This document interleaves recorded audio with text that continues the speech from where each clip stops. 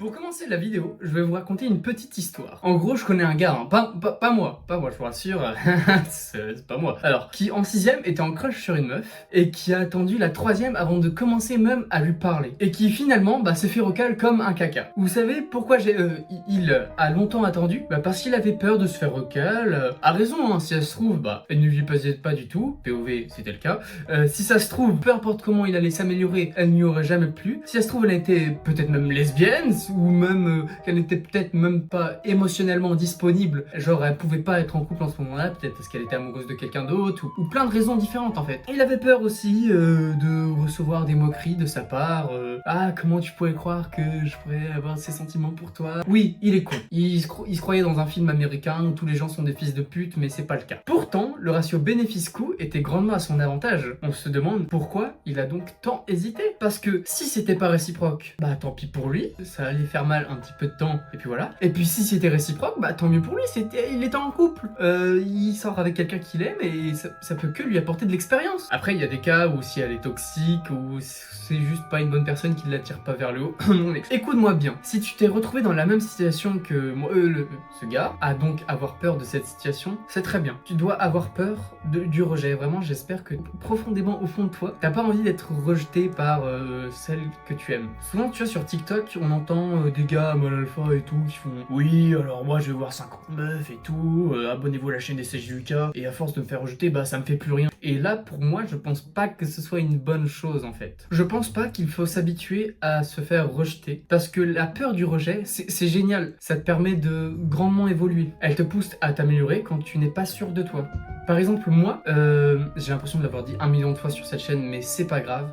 Au collège, donc en 6ème, 5ème, 4ème, j'étais un peu bouboule. Du coup, je savais très éperdument qu'avec mon physique, je pouvais pas lui plaire. Même s'il n'y a pas que le physique qui compte, pour moi, la première étape pour plaire à quelqu'un, que quelqu'un me plaise, c'est quand même son physique. Parce que tu peux pas connaître une personne, à part si tu vas lui parler sur internet, mais bref. Dans la vraie vie, si tu connais une personne, c'est d'abord son physique que tu connais, puis sa personnalité. Si les deux matchs, c'est bon, tu peux développer des sentiments. S'il y a un 2-2 qui bloque, c'est quand même un peu plus difficile. Mais bref. Du coup, ce que j'ai fait, par peur du rejet, c'est que j'ai travaillé sur mon physique et je suis devenu un peu plus beau gosse. Bon, je suis pas le Tchad ultime, mais franchement, ça passe en vrai, non? Et en fait, quand tu es habitué à la peur du rejet, tu ne te remettras plus jamais en question. Alors que pour moi, il faut tout le temps se dire qu'est-ce que je pourrais améliorer chez moi? Qu'est-ce qui fait que je peux devenir une meilleure personne? Et donc, le but d'aller voir ta crush en ayant toujours la peur du rejet en toi, c'est que si c'est pas réciproque, tu vas t'améliorer parce que du coup, tu vas vouloir changer. Par exemple, je sais pas, ta coupe de cheveux, ton physique, avoir des plus gros pecs, faire des pompes, développer des passions, savoir mieux parler, être tout simplement une meilleure personne dans l'intégralité de toi. En fait, faire tous les trucs de développement personnel pour peut-être un jour être capable de lui plaire, même si pour moi, bref, j'expliquerai plus tard, tu vois, pour qu'elle se rende compte de ta valeur en tant qu'individu au final de ce qu'elle a loupé entre guillemets, tu vois. Et si c'est réciproque, tant mieux pour toi, c'est une meuf, c'est une superbe expérience, et normalement, tu n'as juste qu'à kiffer ta vie, et voilà. Bien sûr, faut pas te laisser complètement submerger par ta relation, c'est-à-dire qu'il faut que tu gardes des passions, il faut que tu gardes tes potes, etc.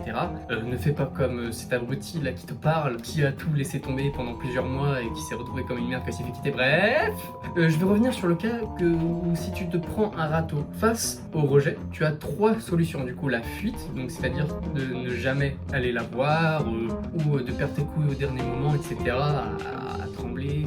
Ça me fait penser à un truc, c'était une fois du coup pour aller voir ma crush, c'était un mercredi je me souviens, et on finissait à 11h, et du coup je me suis dit à 11h je vais la voir, j'étais avec un de mes potes et tout, et on l'a cherché partout dans tout le bahut, et je l'ai jamais trouvé, et vraiment je marchais et tout, je tremblais et tout, je sentais mon cœur dans ma poitrine battre, genre vraiment mon pote il a vu, enfin on s'était arrêté pour parler et tout, je stressais et tout, et on voyait mon t-shirt qui bougeait un petit peu, parce que mon cœur qui battait très fort. Du coup il y a aussi le fait de t'habituer du coup au rejet, donc à aller voir 50 meufs que du coup au final t'en as plus rien à foutre, et il y a du coup le fait que ça te fasse un électrochoc et que tu te remettes en question, que tu travailles sur toi, que tu deviennes une meilleure personne pour pouvoir atteindre des meilleures meufs ou garçons que tu auras jamais espéré. C'est pour ça qu'il faut que tu aies peur du rejet, c'est qu'il faut que ça te fasse un électrochoc pour que je sais pas, que tu lances une chaîne YouTube comme moi, ou que tu Je sais pas, moi, si je m'étais jamais fait larguer, bah j'aurais jamais fait cette chaîne YouTube. J'aurais jamais, si j'avais jamais voulu ma pécho, ma crush au collège, j'aurais jamais travaillé sur mon physique en fait. Si j'avais pas eu ce but de pas me faire rejeter, je serais jamais devenu la personne que je suis devant vous là. Et tu verras que quand tu te seras amélioré, tu pourras viser une meilleure meuf que tu visais à la base. Genre, je sais, cette position, elle est très frustrante de te dire non, mais je fais toutes les bonnes habitudes, mais j'ai droit à rien. Tandis que tu vois plein de gens, c'est des connards, ils sont pas forcément beaux, ou alors juste ils sont méchants, etc. Et que eux, ils peuvent être en couple. Et tu t'es frustré au fond de toi, tu te dis mais pourquoi moi j'y ai pas le droit? Et c'est pas une position très agréable, mais tu verras que dans quelques années, à force de tenir tout ça, à force de t'améliorer, c'est toi qui seras à leur place et tu seras heureux. Sauf que toi, t'auras vraiment mérité. Ce sera par ton travail, par ta discipline, par ton courage que tu seras devenu l'homme que tu veux être. Je sais pas si elle existe encore, cette trend que je voyais des fois sur TikTok. C'était ouais, les gars en capuche là, avec des filtres noirs et blancs, musique triste et tout. On les voit, ils font des développés couchés avec leur capuche et tout. Genre ouais, elle m'a quitté, je vais devenir la meilleure version de moi-même, pour qu'elle ait le seum, ouais, je rentre dans mon millénaire, etc. Et souvent dans les commentaires, on voit les gens dire ouais non, mais mon gars c'est pas toxique et tout, c'est toxique justement, fais-le pour toi-même et tout. Et franchement, je suis ni d'accord ni pas d'accord. Bien sûr, à long terme, il faut que tu t'améliores pour toi-même et que tu arrêtes d'avoir la haine parce que c'est pas bon. Genre, vivre à la haine 100% du temps, ça va finir par te consumer. Mais en fait, tu t'es fait quitter et tu sais très bien que pendant genre 2-3 semaines, enfin plus en général, on va dire 3 semaines, tu vas avoir la rage en permanence. Et la rage, c'est quoi? C'est une émotion. Et les émotions, c'est quoi? Tu peux les convertir en énergie. Donc, quitte à avoir la rage, autant en faire quelque chose d'utile. Fais des pompes, fais des développés couchés, travaille sur tes projets perso, développe ta passion et des meilleures notes à l'école, je sais pas. Mais faut pas critiquer cette façon d'agir parce que ça permet de, à partir d'une émotion, avancer, aller de l'avant. Bon, certes, avec de la haine,